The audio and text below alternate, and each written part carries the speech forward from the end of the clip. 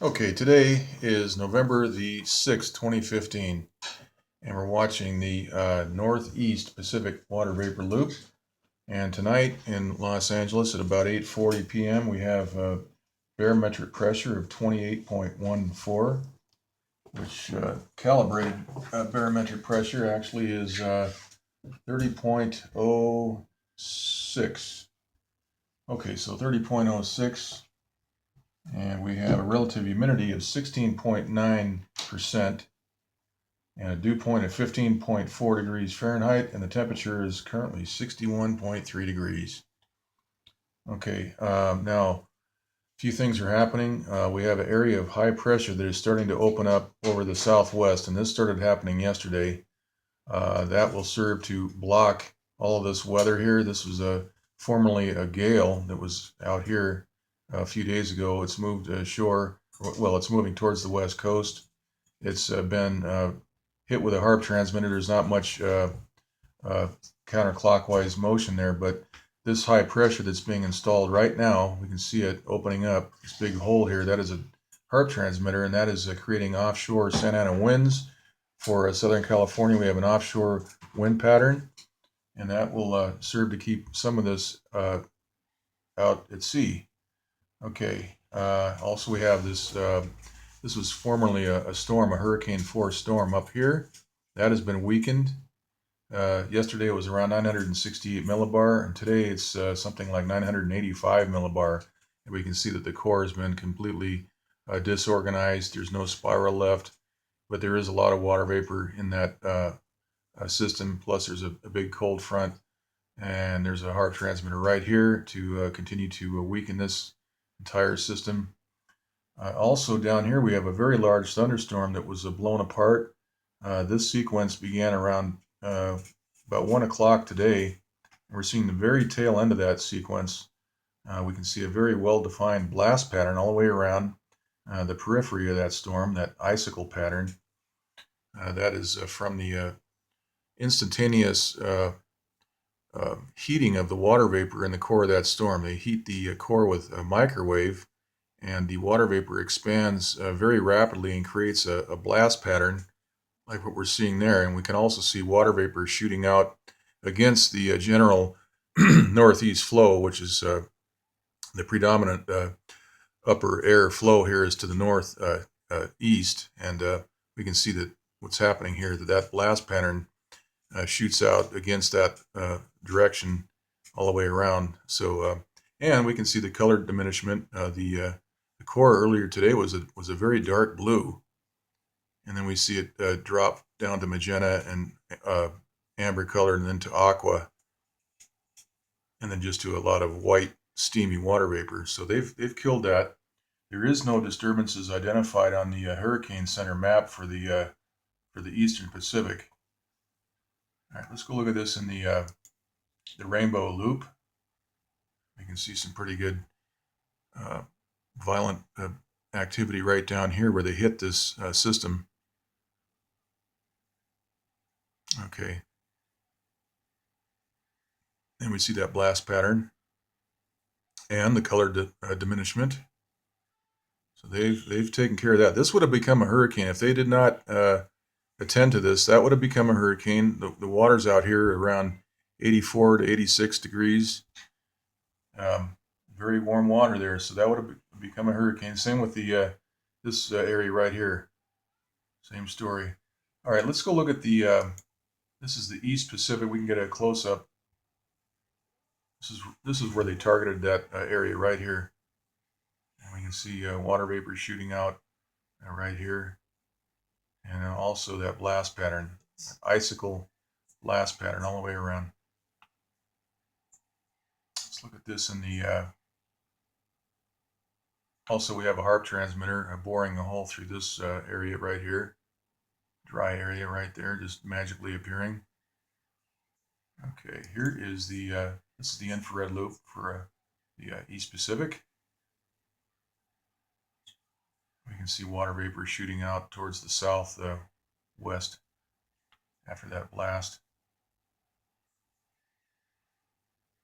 All right, let's move on to the This is the visible light mode for the East Pacific. We can't really see a whole lot in this particular view at this time, but they did wipe that one out. You can see that. Not much left of it. Okay. Now let's go back to the big map. And we see that Hawaii is once again protected by high pressure. This has all been built out in the last day, and that is protecting the islands from all this thunderstorm activity, which would would have gone right over the top of the islands. And we have a very large area of high pressure all through here. Okay, so let's go now and look at the, this is Hawaii up close.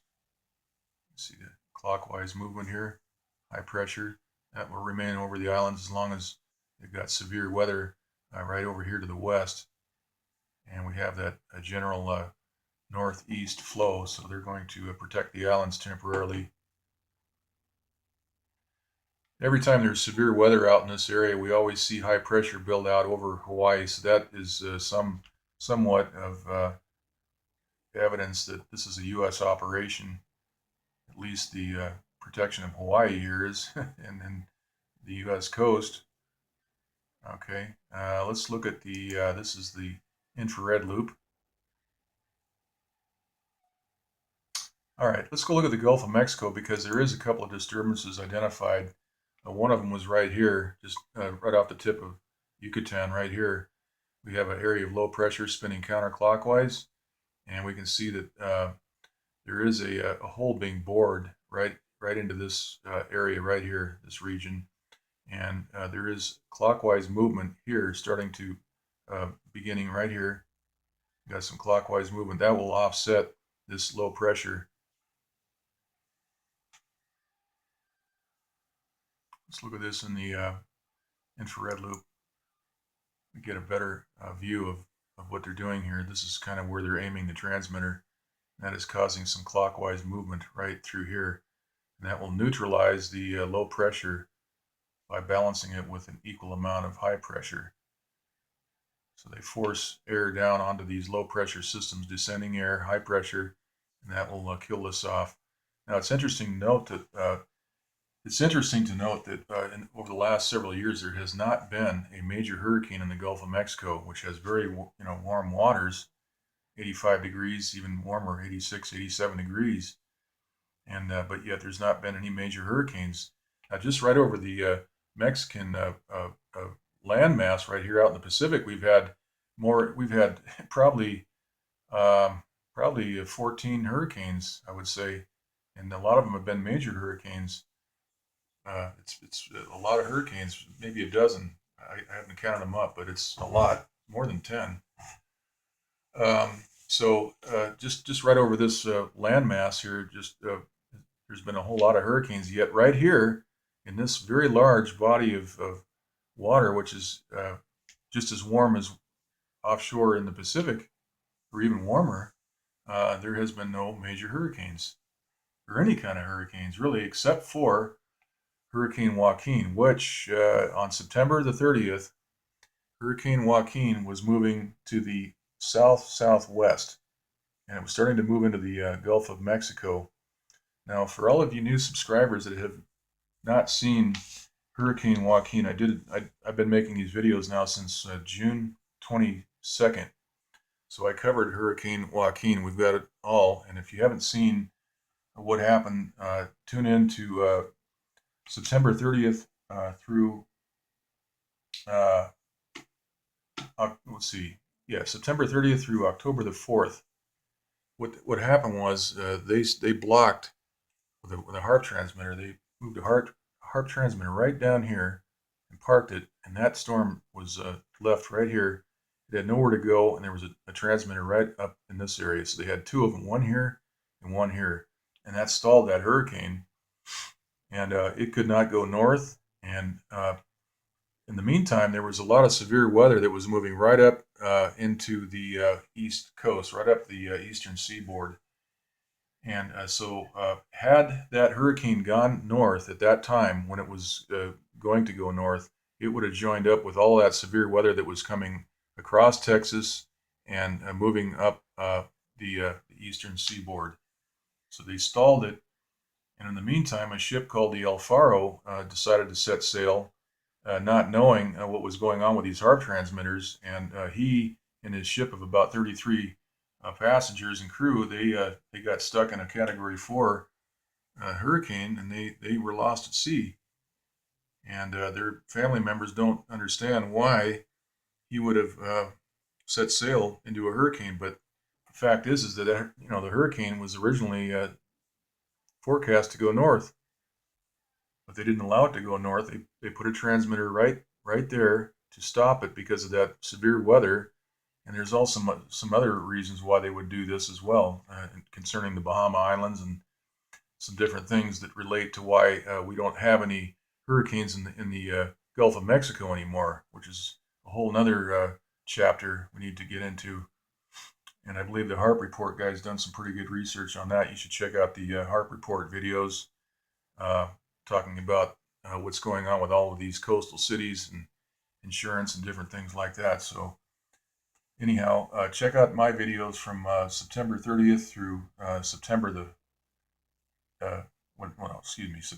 30th through October the 4th, and that will show you exactly what happened to Hurricane Joaquin. It was stalled, and then they let it drift to the northeast when it was safe. Okay, so let's take a look at this is the jet stream map. We can see that the jet stream has been interrupted by this high pressure that's being installed over the Four Corners states, and that is generating offshore winds that will keep some of this weather out at sea and prevent some rain from moving into California. All right, and we have the surface pressure analysis right here, surface analysis map. And we have a high pressure identified right here off the California coast. And we have this cold front from this very large system here up in the Gulf of Alaska. This is now weakened to 986 millibar. Okay, and we've got a HARP transmitter right in the middle of this, behind this front here. We've got a high pressure out here, 1040 millibar. That's very strong high pressure. And that is actually out to the, just to the west of the Hawaiian Islands. Let's go look at this map one more time. Yeah, this is all high pressure out here, identified, 1040 millibar. Okay. All right.